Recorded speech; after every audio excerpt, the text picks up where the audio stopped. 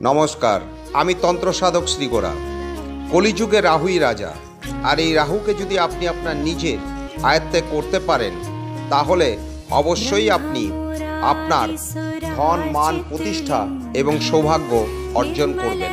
এই রাহুকে আপনার নিজস্ব কন্ট্রোলে করার জন্য আজ একটি টোটকা বলছি।